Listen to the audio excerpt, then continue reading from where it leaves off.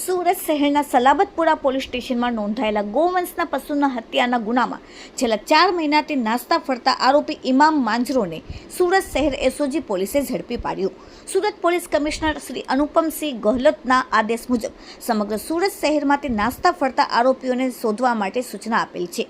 જે સૂચનાને અનુસંધાને સલાબતપુરા પોલીસ સ્ટેશનના વિસ્તારમાં એસઓજીના માણસો જ્યારે પેટ્રોલિંગમાં હતા ત્યારે ખાનગી બાતમીના આધારે સલાબતપુરા ચીમની ટેકરા રબ્બાની હોટલ પાસેથી આરોપી ઇમામ માંજરો હીરા હાજી કુરેશી શેખ રહેવાસી ચીમની ટેકરા રબ્બાની હોટલ પાસે સલાબતપુરા સુરત અને મૂળ વતન મહારાષ્ટ્ર વાળાને ઝડપી પાડવામાં આવેલ છે।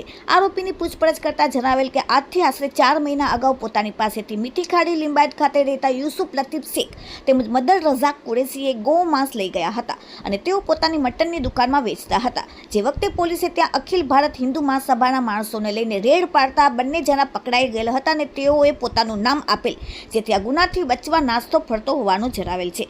હાલમાં આરોપીને વિરુદ્ધ કાયદેસરની કાર્યવાહી કરીને તેનો કબજો સલાબતપુરા પોલીસને સોંપેલ છે। Bureau report, daily India TV, Surat.